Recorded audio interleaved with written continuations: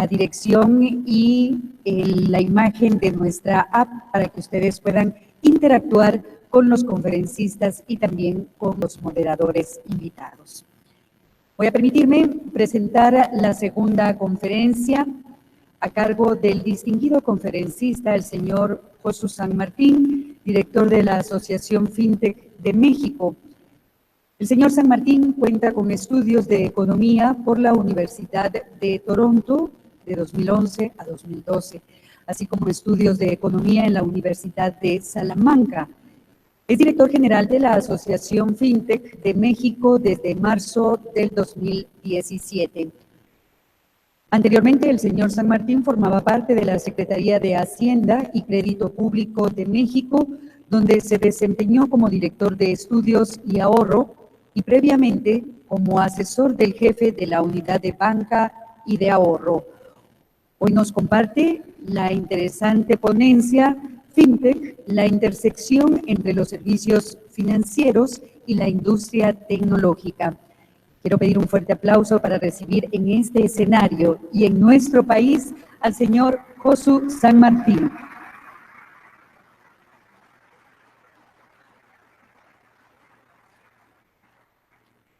Bienvenido a Guatemala.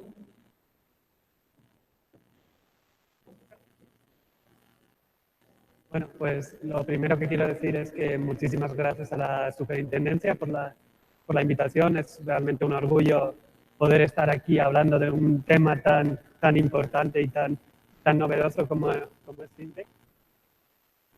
Y sin más, voy a empezar pues, con una pequeña presentación. FinTech México es una asociación gremial que está en México. Actualmente somos 42 empresas, pero tenemos el contacto directo con más de 150 empresas del sector FinTech, de un universo de unas 250 empresas aproximadamente en México y un sector que está creciendo día a día. Entonces, ¿por qué estamos hoy hablando aquí de FinTech? ¿Por qué estoy yo hablando de FinTech? Porque realmente en la región tenemos varios retos y FinTech es un poco la respuesta. Uno de los principales retos es esto. Estos son datos para América Latina y el Caribe. Y solo una de cada dos personas tiene una cuenta en una institución bancaria, ¿no? Este es un problema que está más agudizado todavía. En México estamos debajo del 50% y creo que en Guatemala también. Entonces, ese es un reto muy importante que tenemos delante. Otro reto es, ¿cuál es la tasa de retorno del ahorro en zonas rurales en países en desarrollo? Es muy curioso. La respuesta es que es negativa. Realmente cuando la gente está ahorrando dinero, en lugar de tener una tasa de retorno positiva, lo que vemos, sobre todo en zonas rurales donde no tienen acceso a instituciones formales, es que la gente llega donde ellos, cuando alguien ahorra dinero, llega donde ti, un familiar, un amigo, pidiéndote dinero y luego nunca te lo regresa. Entonces, FinTech tiene la solución a esto. Cualquiera con un celular ya puede tener su propio banco. No necesitan que lleguen las instituciones financieras. Es suficiente con tener acceso a Internet y tener un celular. Entonces, otro problema muy importante en la región, el uso del efectivo, ¿no? Para México, el Banco de México estima que el 90% de las transacciones se hacen con efectivo. Y más o menos la cifra es muy parecida para el resto de países de la región. Realmente, México, el gobierno mexicano, hace pocos años, pasó todos sus pagos usando medios de pago electrónicos, ¿no? Y la Better Bankers Alliance estima que con esto se ahorraron 1.270 millones de dólares al año, haciendo todos sus pagos con pagos electrónicos. Entonces, lo que estamos viendo es que hay muchos retos, ¿no? a nivel macro, y cada uno de estos retos es realmente una oportunidad para FinTech, una oportunidad para presentar pues, modelos de negocio novedosos que lleguen a esta parte de la población. Pero cuando miramos a nivel micro nos encontramos con problemas que no son tan fáciles de solucionar. Entonces, mi charla se llama FinTech, la intersección entre instituciones financieras y la tecnología, ¿no? Pensaríamos que FinTech se encuentra justo en medio. Pero, ¿cuál es la realidad? La realidad es que tenemos a Facebook, una institución puramente tecnológica que hace muy poquito se le autorizó para operar como entidad de dinero electrónico en España. Y con esto tiene acceso a toda Europa. Entonces tenemos a Facebook, una institución tecnológica que debería estar hasta allá, que está haciendo actividades bancarias. Y sin embargo tenemos a instituciones financieras, a los bancos, que están ya invirtiendo muchísimo en tecnología experimental prácticamente. Están invirtiendo en blockchain y están invirtiendo en inteligencia artificial.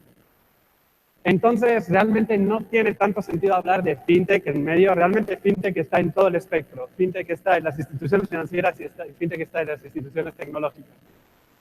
Realmente este esquema tiene mucho más sentido.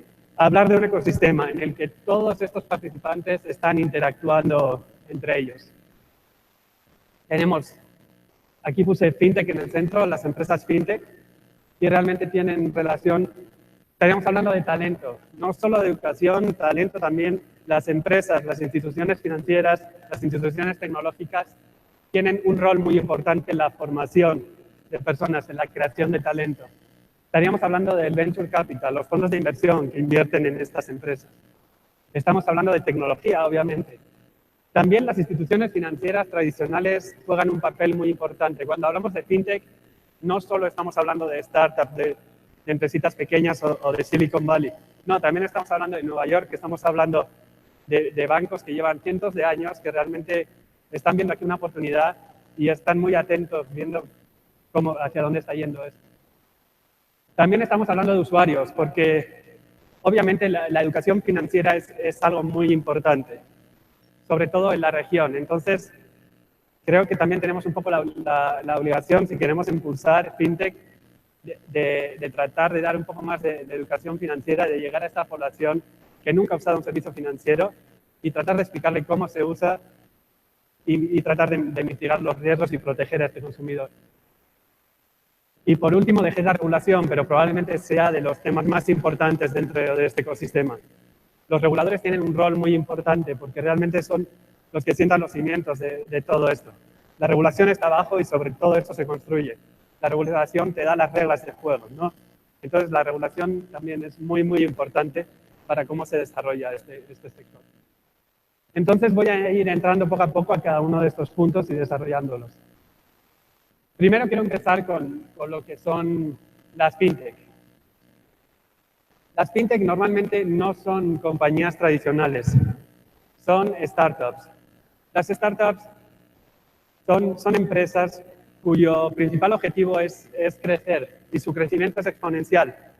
Una startup hace 3 años podía tener 100.000 usuarios, pero este año ya tiene 3 millones.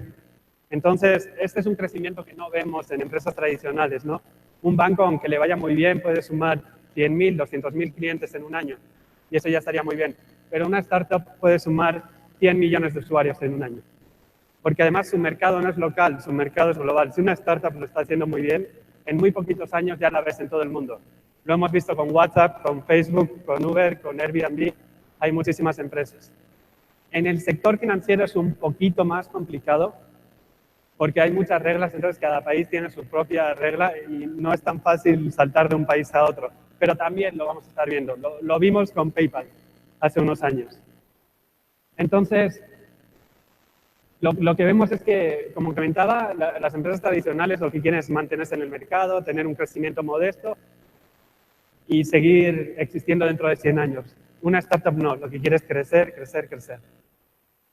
Las startups no les importa perder dinero, les está entrando, y llegaré más adelante a este punto, pero cada poco tiempo están recibiendo inversión.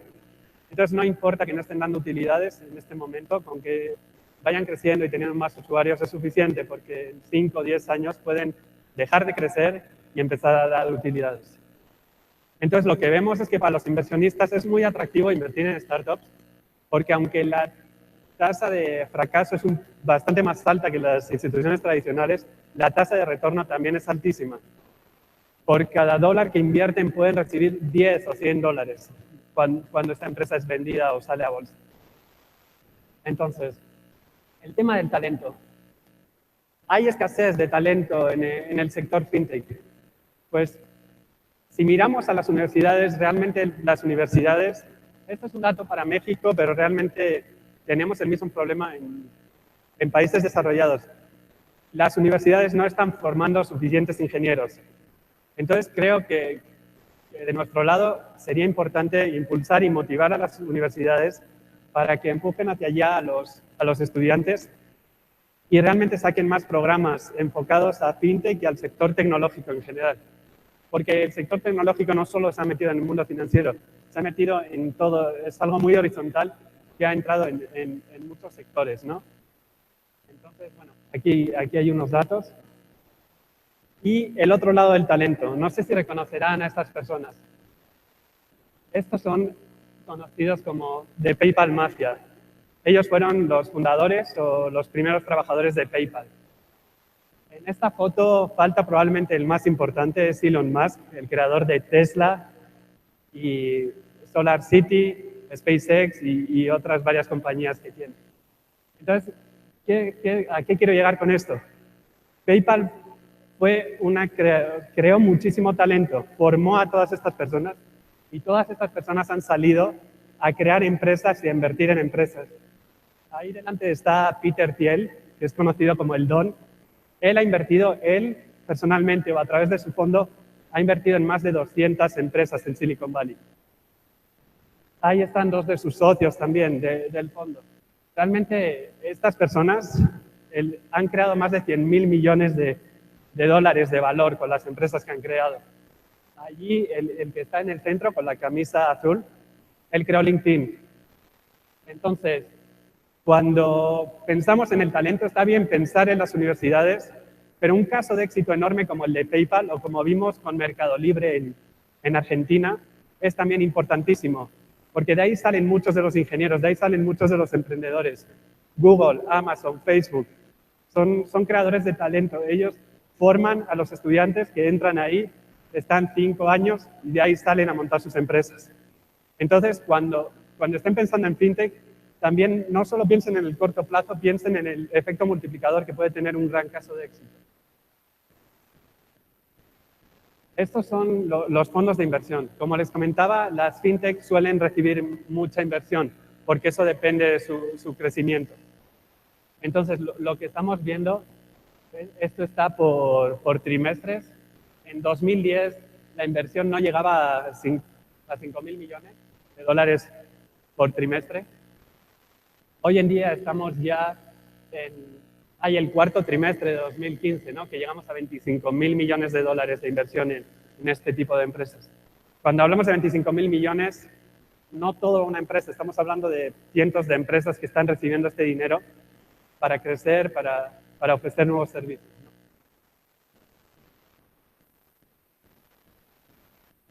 ¿no? Esta gráfica es parecida, en la que también vemos el crecimiento. Aquí está separado por los 3 tipos de inversión. Están, sobre todo, al principio son los inversionistas ángel o los inversionistas semilla.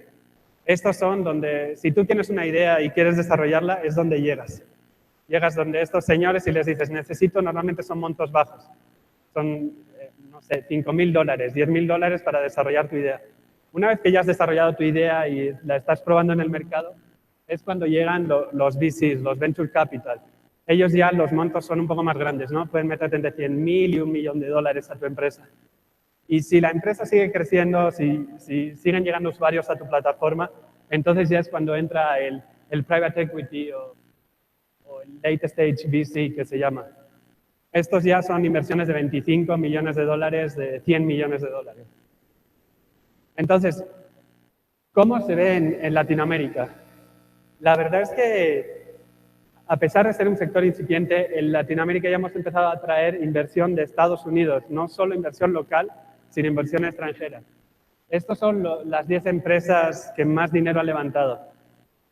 Entonces, la primera es Nubank, es una especie de banco, es una tarjeta de crédito ligada a una app en Brasil. Ellos tienen 500.000 usuarios y tienen 8 millones de personas esperando, ya registradas en la plataforma, esperando a que les den acceso, porque realmente no pueden crecer suficientemente rápido como para que entren todos. Tenemos ejemplos como el de Clip, que es para poder aceptar pagos con el celular, para poder recibir pagos con tarjeta. Es un ejemplo muy bueno de inclusión financiera, ¿no? Clip no está compitiendo con los bancos, está poniendo terminales para poder aceptar pagos con tarjeta en tiendas y en lugares donde de otra manera nunca tendrían una terminal.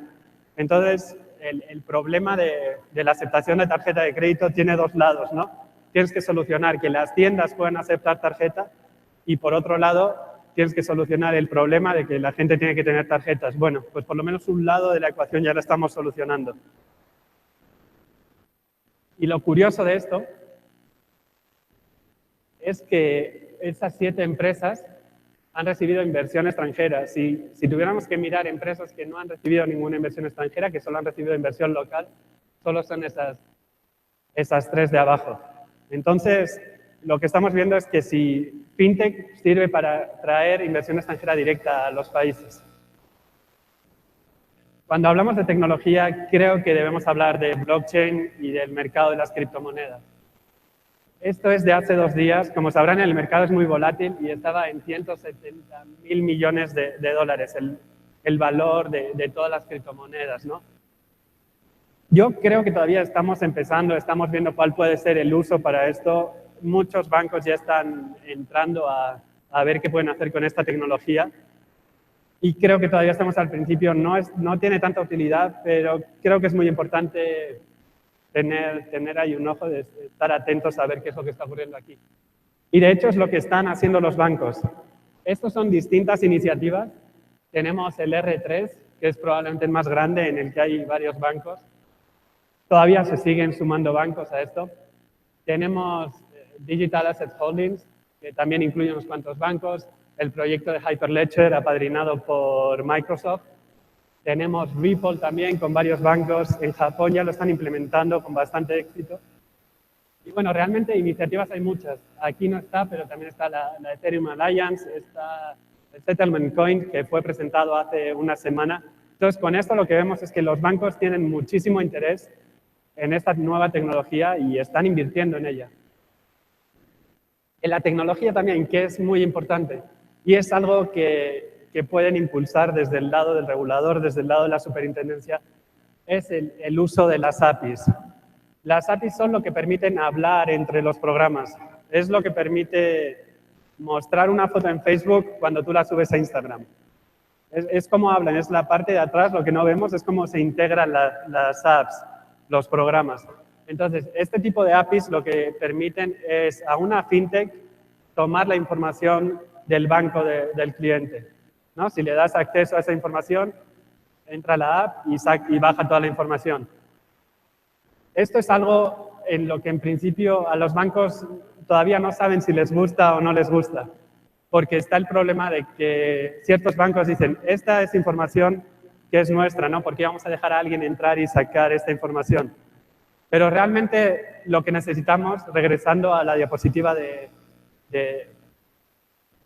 inicial, en la que se veía todo el ecosistema, si realmente queremos que esto crezca, queremos que sirva para la inclusión financiera, necesitamos que todos los bancos, las fintech, estén integradas y puedan funcionar una con la otra.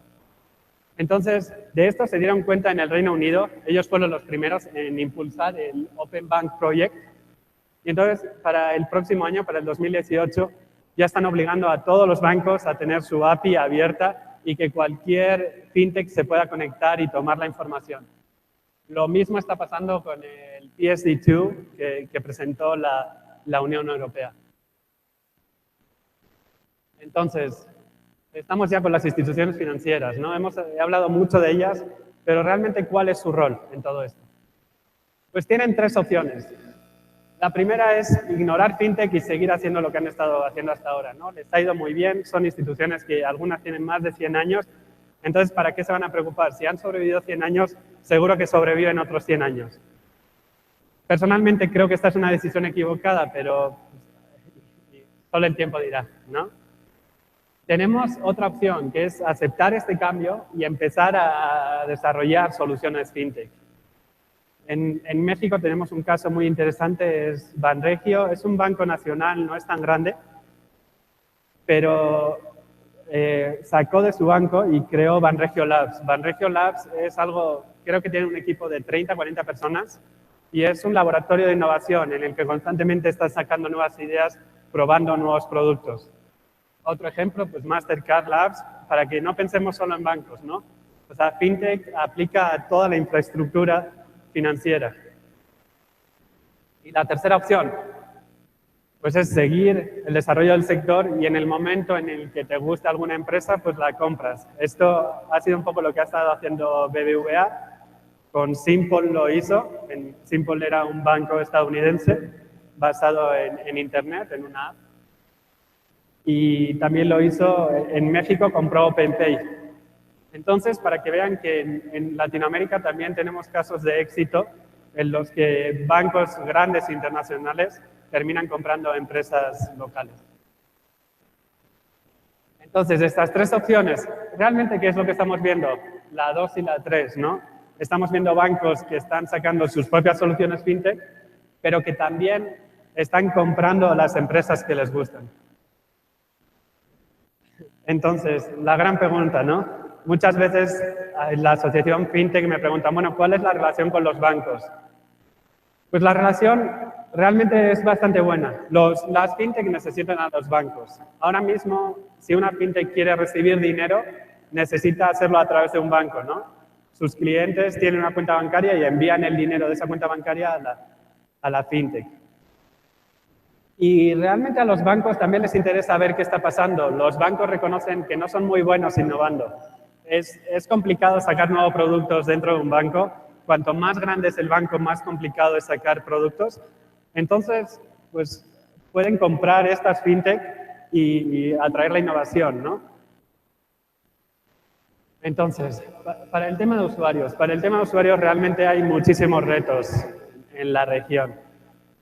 La principal es la falta de educación financiera, ¿no? Podemos tener los mejores productos fintech del mundo, los mejores productos financieros, pero si la gente no los conoce, no sabes usarlos, pues está complicado que los usen, ¿no?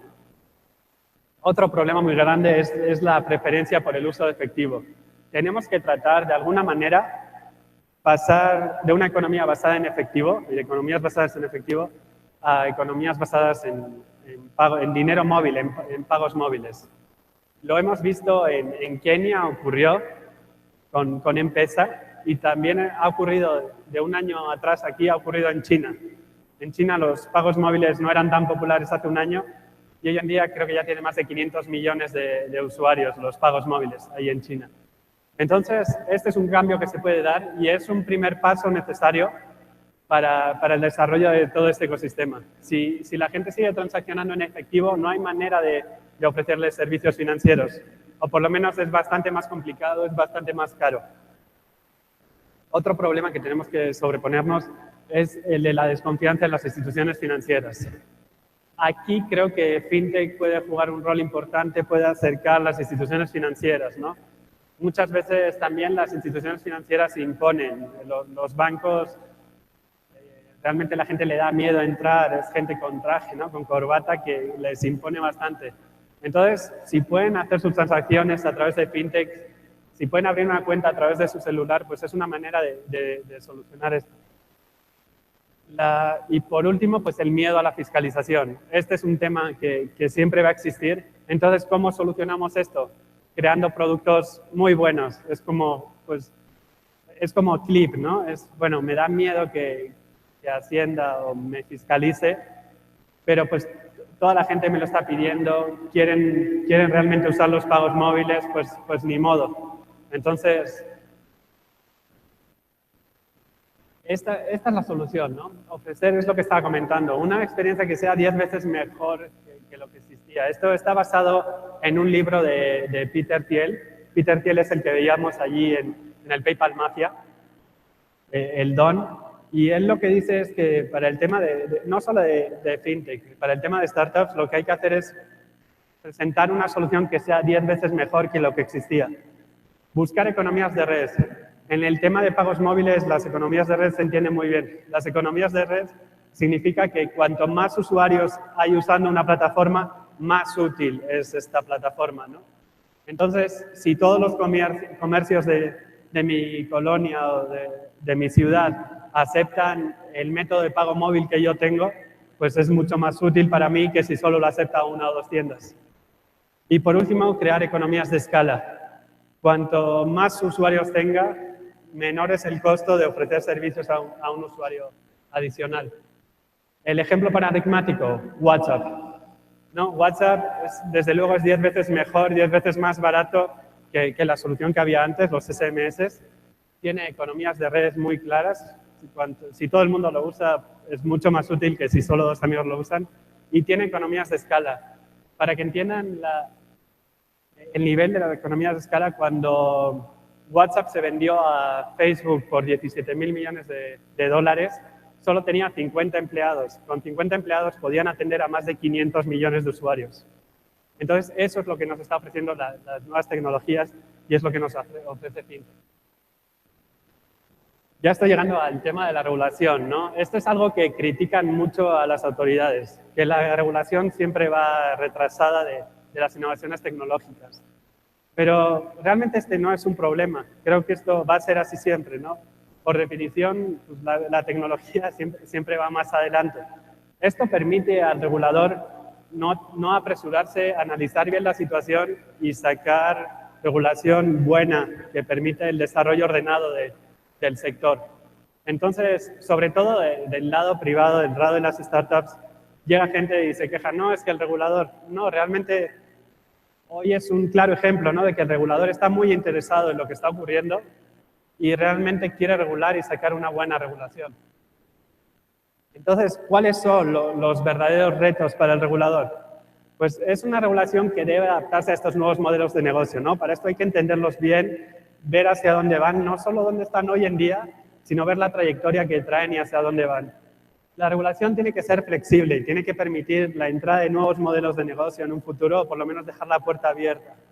La regulación, sobre todo en América Latina, tiene que contemplar un nivel cero que permite innovar, que permite probar ideas, obviamente mitigando los riesgos, por ejemplo, limitando el número de usuarios que pueden usar la plataforma, pero por lo menos que se pueda usar, que se pueda probar en el mercado con usuarios reales, advirtiéndoles, esta es una plataforma experimental, estamos viendo, pero por lo menos que te dé acceso al mercado, porque si no, este tipo de empresas que les comentaba dependen de levantar dinero, de recibir inversión. Es muy complicado recibir inversión si no has probado tu idea. Lo primero que te dice un inversor es, bueno, ¿cuántos usuarios tienes? ¿Qué crecimiento tienes? ¿Qué feedback estás recibiendo de tus usuarios? Si no les permites ninguna manera de probar esta idea, va a ser muy complicado que tengas innovación. Entonces, aunque la regulación, como comentaba, es lógico que vaya un poquito más atrás, tampoco puede quedarse muy atrasada. Hay que tener cuidado con innovaciones que salieron hace 10 años que todavía no están reguladas, ¿no? Es muy bueno otorgar certidumbre jurídica a este tipo de empresas porque les permite crecer de una manera ordenada, también aplana el terreno de juego, porque aunque yo haga muy bien y tenga si no existe regulación y yo lo hago muy bien y me autorregulo muy bien y uso las mejores prácticas internacionales, pero de repente entra otro jugador en el mercado que no le importan las mejores prácticas, que lo único que quiere es maximizar sus utilidades y crecer, pues yo no tengo nada que hacer contra él, ¿no? Porque yo estoy tratando de jugar limpio y a él no le importa. Y como no hay una regulación, pues ese es el problema. Entonces, esta regulación lo que hace es allá en el terreno de juego y deja las reglas claras para todos. Y por último, algo muy importante, el diálogo abierto con todos los jugadores del ecosistema. Y cuando hablo de todos los jugadores del ecosistema, me refiero a todos los que salieron ahí. Son muy importantes las universidades, son muy importantes los inversores, son importantes los usuarios. Entonces, no centrarse solo en las empresas fintech, también escuchar lo que tienen que decir todos los demás jugadores. Las microfinancieras son importantes, los bancos son importantes. Entonces, resumiendo un poco, pues aparentemente, ¿no?, fintech se encuentra ahí en medio entre las instituciones financieras y las tecnológicas, pero realmente deberíamos estar hablando de un ecosistema en el que todo está interconectado. Eso ha sido todo y si quieren ahí pueden encontrar la presentación. Muchísimas gracias.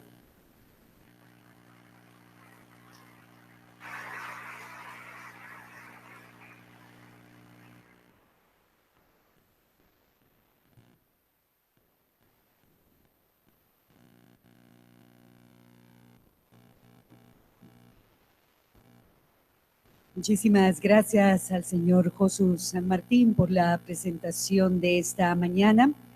Voy a permitirme presentar a nuestro siguiente moderador. Él es el licenciado Luis Amílcar Mazariegos.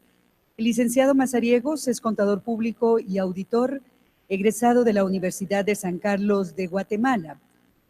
Cuenta con maestría en finanzas de la Universidad Rafael Andívar, con especializaciones a nivel nacional y también internacional en temas relacionados con supervisión basada en riesgos, gobierno corporativo, riesgo operacional, central de riesgos, programa de alta dirección bancaria del INCAE y también gestión de riesgos financieros. Ha desarrollado su carrera profesional en la Superintendencia de Bancos desde 1996, ocupando los cargos de auxiliar de inspector, inspector 1, 2, 3 y 4, asimismo supervisor de área. Ha participado en la implementación del enfoque de supervisión basada en riesgos desde el año 2006, aplicado actualmente por la Superintendencia de Bancos. El licenciado Luis Amílcar Mazariegos es director del Departamento de Riesgos Específicos de la Superintendencia de Bancos. Pido un fuerte aplauso para recibirlo en este escenario.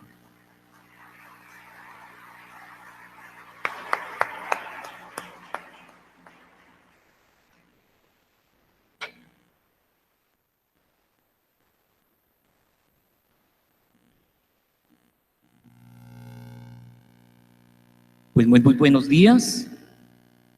Previo a iniciar este proceso de preguntas del público asistente a esta actividad, que dicho sea de paso, tenemos varias preguntas de este tema tan interesante.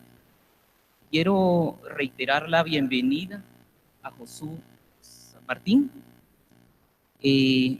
tanto a nuestro país como a la Superintendencia de Bancos. También agradecerle por su experiencia que nos ha compartido en esta mañana a estas 20ª conferencias sobre supervisión financiera. Si bien es cierto la evolución que ha tenido la tecnología a nivel global,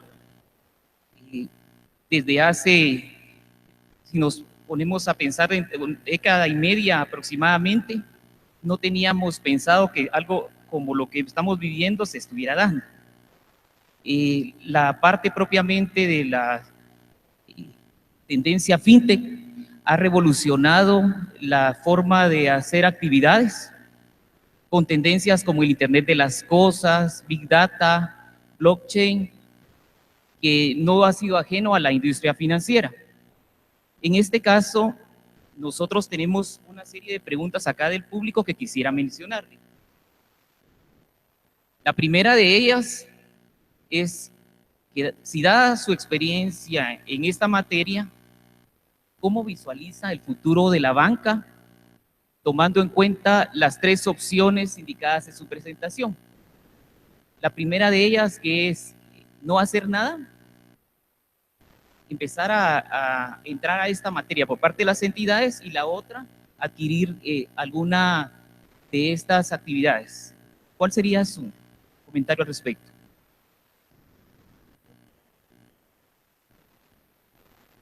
Muchas gracias por la pregunta. La verdad es que es una buena pregunta y es una pregunta que se repite bastante, ¿no?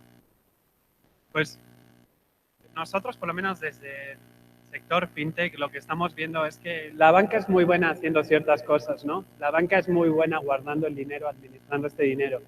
Y es algo que las fintech no quieren. Para ellos este es un pasivo que no necesitan. Las fintech no necesitan guardar el dinero, para ellos es algo bastante caro. Entonces, hay ciertos servicios que la banca es muy buena ofreciendo.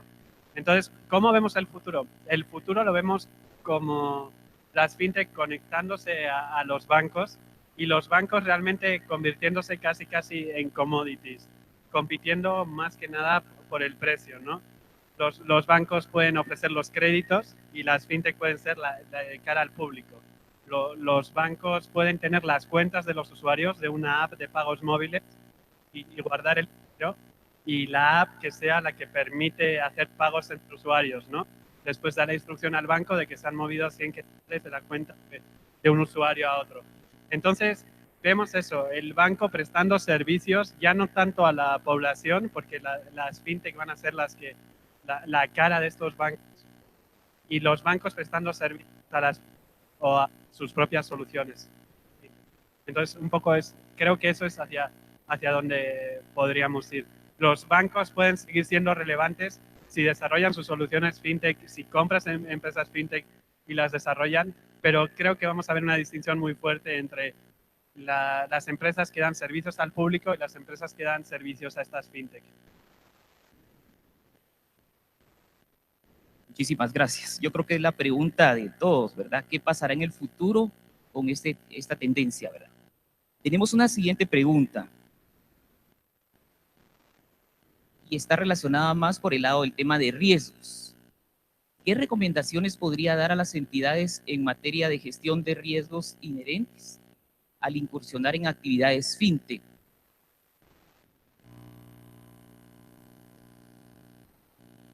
Pues si la pregunta se refiere a entidades ya reguladas, a entidades financieras, realmente creo que trabajan muy bien mitigando los riesgos, son entidades supervisadas y está el supervisor ahí preocupada de que mitiguen los riesgos.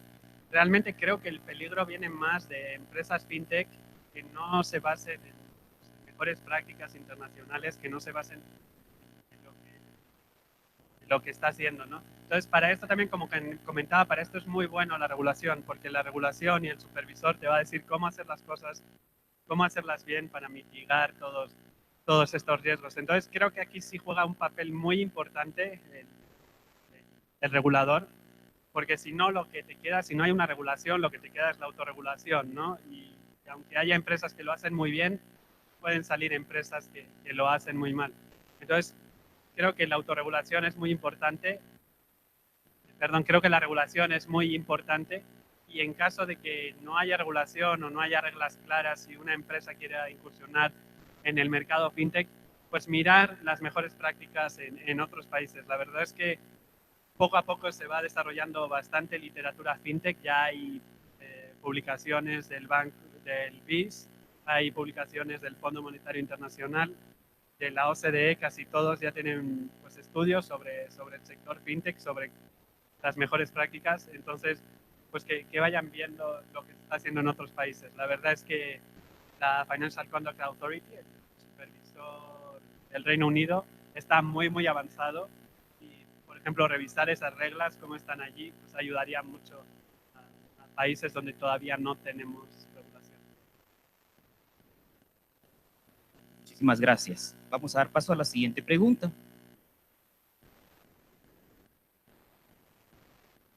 ¿Con qué acción debiera empezar Guatemala para incorporar fintech al sistema financiero? ¿Cuál sería su recomendación?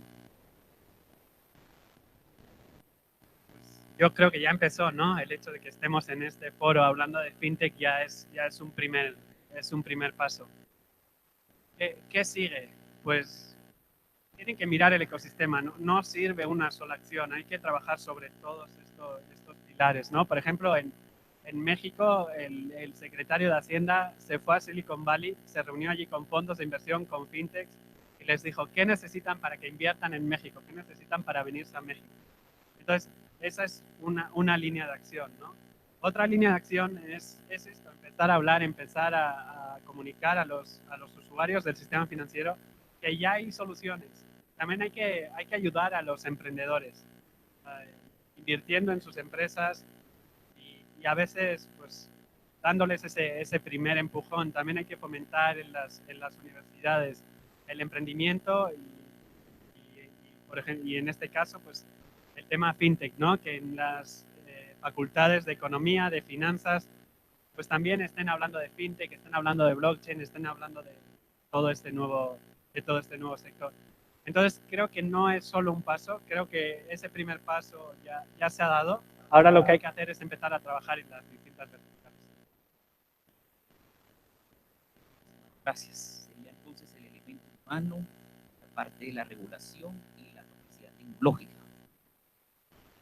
Tenemos una última pregunta y está relacionada con En fintech, ¿qué criptomoneda considera la más confiable para hacer negocios?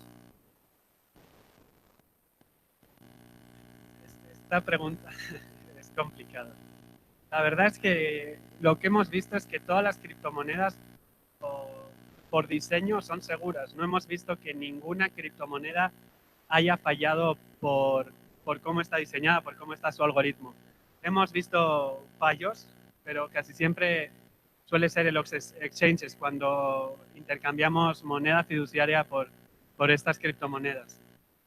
La verdad es que si miramos a la capitalización de mercado, pues la que más capitalización tiene es Bitcoin. Entonces esto parecería decir que el mayor número de personas confía en esta criptomoneda para realizar transacciones. Yo, por ejemplo, cuando tengo que mover dinero entre España y México o pagar a otro país, pues lo he hecho a través de Bitcoin y me ha funcionado muy bien. Entonces, aunque estemos hablando del potencial que tiene todo esto de cara al futuro y así, pues son temas que ya tienen utilidad ahora mismo.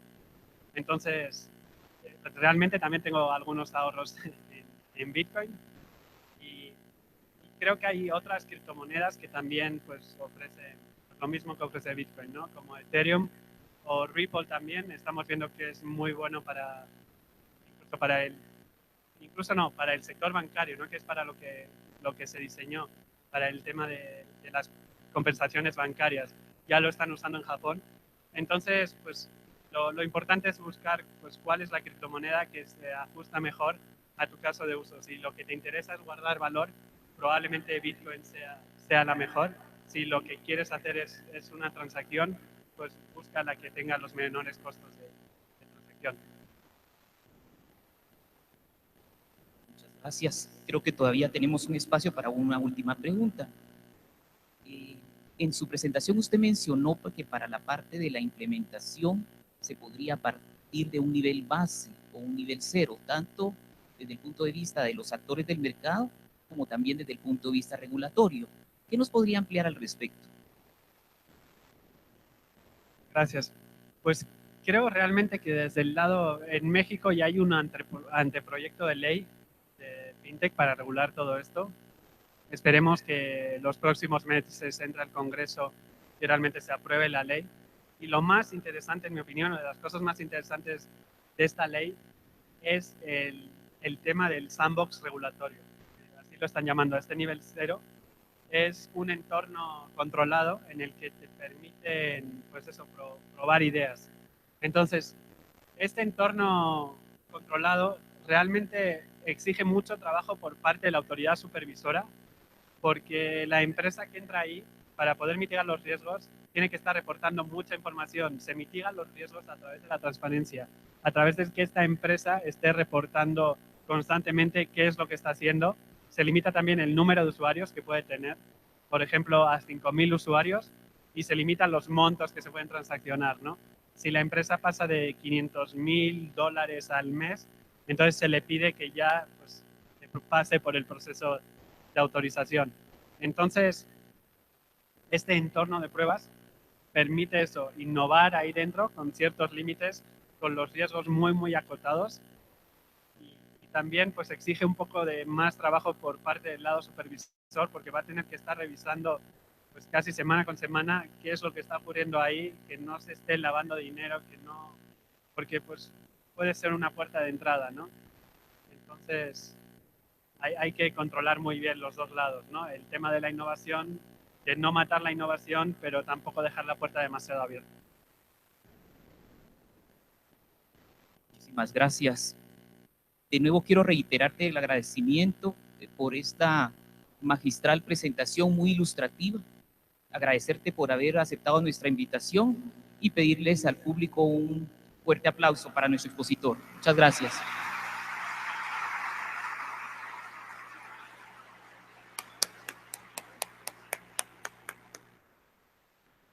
Muchísimas gracias al señor Josu San Martín y al licenciado